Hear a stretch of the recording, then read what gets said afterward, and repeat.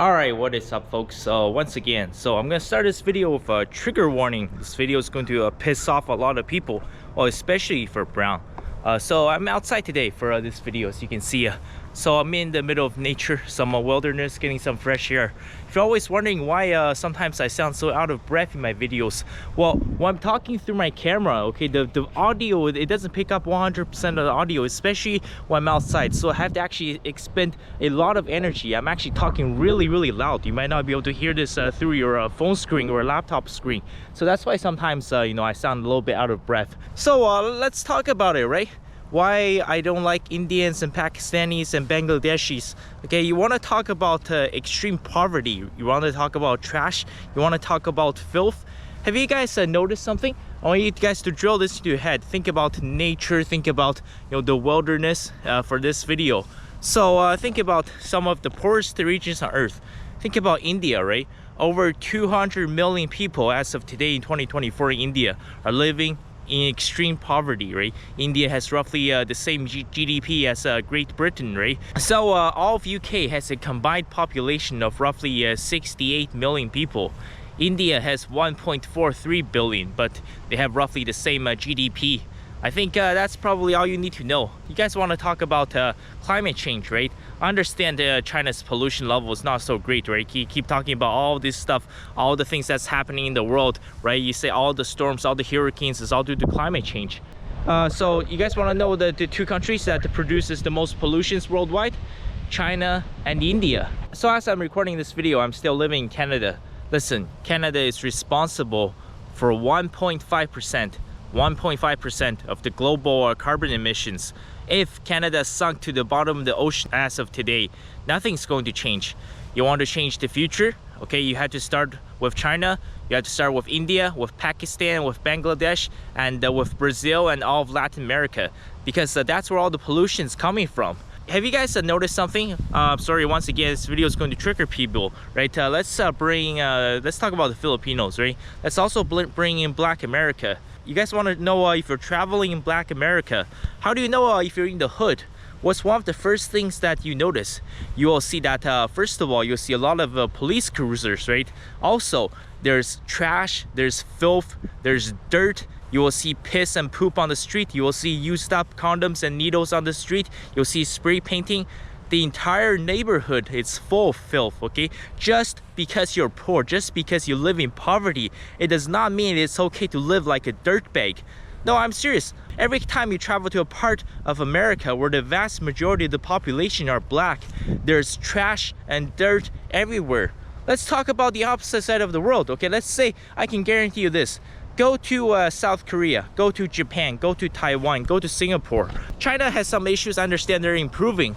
However, if you go to these places, let's say if you booked a flight to Tokyo, right? Or if you went to Osaka, and you got out of the hotel, right? And if you walk down the street, okay, you just went sightseeing in Tokyo or in Osaka or in Sapporo, you can go outside and walk in the streets of Japan for 12, 14, 16 hours. You can return to your hotel at the end of the day.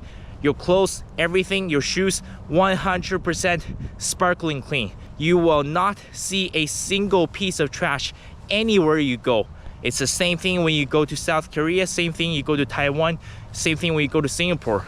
You know, it's extremely important to respect the country that you live in. It's extremely important to respect the neighborhood that you live in, because if you don't respect nature, nature is not going to respect you. So I have certainly met plenty of rich people in my life. Every time I walk into these people where they live, these multi-million-dollar mansions, whether it's in Canada or it's in China, right? You think these people, oh, these houses are so big, how can they possibly keep them clean, right? When you walk in, there must be dirt and filth everywhere. You know what? Every time I walk into one of these homes, right, these people who are the top 5, top 3, top 1% of the income earners, everything is sparkling clean. There's not a single piece of dust. Nothing is out of order.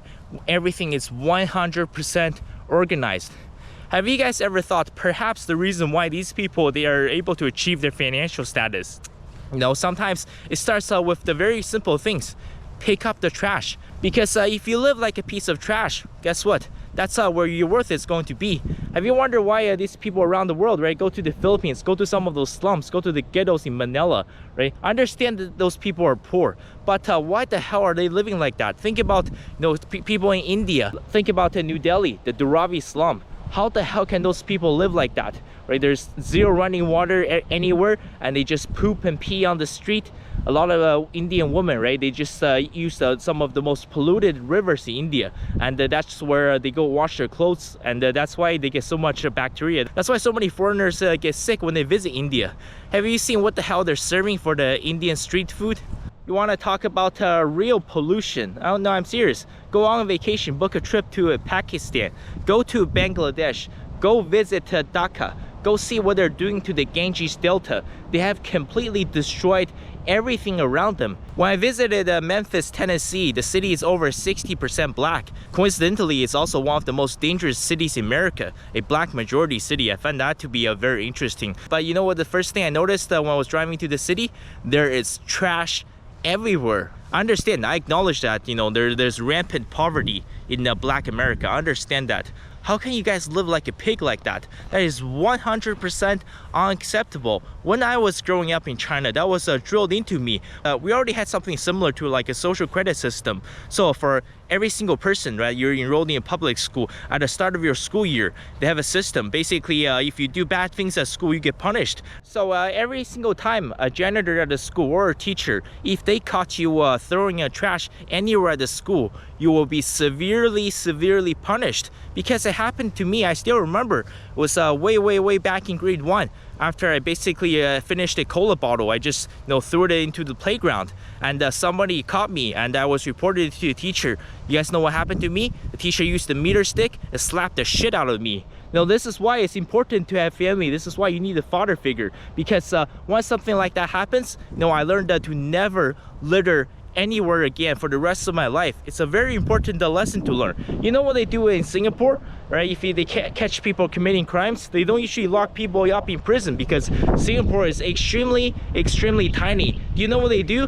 They give you 3 slashes. Yes, they pull out a whip. This wouldn't look good if you're a black guy. And yes, 3 whips to the back. They'll whip the shit out of you. Okay, it's going to leave a permanent scar on your back. And yes, sometimes you can get one single slash for just littering or shoplifting, and trust me, that thing is going to leave a permanent scar. Not just physical, but also emotionally, it's going to leave a scar on you, because once that happens to you, you will never ever litter anywhere again. If you guys thought perhaps the reason why these communities are so poor, right? Think about India, think about Pakistan, think about Bangladesh, think about the Philippines, right? Philippines, compared to the Chinese, compared to the Japanese, compared to Koreans, they're also ethnic Asians. But why is the Philippines so much poorer compared to other Asians in East Asia? Well, have you guys ever thought it's because a lot of Filipinos, they live like absolute pigs, right? No, I'm serious, right? Go to the slums in the Philippines, you'll see exactly what I'm talking about. There's a 100% correlation, right? If you go to some of the richest areas in the world, right? Go to Monaco, go to Luxembourg, go to Macau, right? Go to Shanghai, go to Shenzhen, go to some of the richest part of China. You will see that the streets, the neighborhoods, everything is 100% sparkling clean. But if you go to some of the poorest areas on earth, right? Go to the slums in Latin America, go to Brazil, go to Colombia, go to Venezuela, go to the slums in India, in Pakistan, in Bangladesh, go to the slums in Black America. What you will notice is that there's trash, there's dirt, there's filth, there's poop, there's piss everywhere. If you don't respect nature, nature is not going to respect you back, right? If you want to escape extreme poverty, perhaps you should start with picking up the trash. Sometimes it's that simple. Okay, think about it like this. Every single major religion in the world, what do they have in common? They have their central revelation surrounded by nature. Think about Moses, right? Where did he see the burning bushes, right? He ventured into the wilderness. Where did Moses get his 10 commandments? He ventured into the wilderness, into Mount Sinai. Think about the Prophet Muhammad in Islam, right? The Prophet Muhammad, he was a city boy. He was from the big city of Mecca. He had to venture into the wilderness, into Mount Hira. They think about Buddha, right? Buddha had to venture into the wilderness, into nature for many years before he was able to find the Buddha Gaya tree, where he sat under the Buddha Gaya tree. That's where he had his first revelation of nirvana. And this is extremely important that if you're living in the Western society, think about Christ, right? He ventured into the wilderness for 40 days before he discovered his divinity. Because think about everything that's surrounding us. Our entire world, right? The entire human population is being surrounded by nature. This is the God's way of talking to us. This is the God's way of communicating with us. If you don't respect nature, then nature is going to disrespect you back. But yeah, you might disagree. You might think I'm a delusional, right? So let me ask you this. So let's say if you're driving your car, if you're going on a road trip in America, let's say if you're in a foreign state, in a foreign city, in the area that you don't know, and it's the middle of the night, it's raining outside, your car breaks down. Then out of nowhere, 10 men emerges from the shadows. They begin to approach your car from the distance. Okay, let's say you have two options. Option A, would you rather have these 10 men, they're all wearing a hoodie, and in the middle of the hoodie it says that God is not real? So that's option A. Or would you have option B, these 10 men who are approaching your car from the shadows in the middle of the night when your car is broken down, when you're in a foreign city? Would you rather have these 10 men that's wearing the exact same hoodie? However, this time in the middle of the hoodie, it says that Christ is king, okay? Would you rather have these guys saying that God is not real, or would you rather have these guys saying that Christ is king? The option's up to you. You might deny it, but I think it's pretty obvious. 99.99% of the population is going to choose option B. You might not believe in God. It's 100% up to you. It's 100% fine. But I'm telling you, there's a direct correlation. Think about all the poorest regions on earth, right? Every single one of these places, right? Some places throughout China, I understand China has a problem. Some areas are good, some areas are bad, right? Think about the Philippines, think about Vietnam, think about India, Pakistan, Bangladesh, think about Brazil and the rest of Latin America, think about most of Black America. Have you guys ever thought that perhaps the reason why you're so poor, perhaps the primary reason, because yeah, you guys have 100% zero respect for nature. You guys are surrounding yourselves with trash. There's litter everywhere. You guys are polluting the Ganges Delta with your urine, with your feces, and maybe that's why you guys are so poor, because you guys are being punished by God. Then think about some of the richest areas in the world, right? Look at Taiwan, look at South Korea, look at Japan, look at Monaco, look at Luxembourg, right? Look at Malibu in California, look at Jupiter, Florida. And perhaps the reason why these areas are so wealthy is because these people, they actually respect nature, because these people, they actually pick up the trash, because these people, they have a sense of self-respect.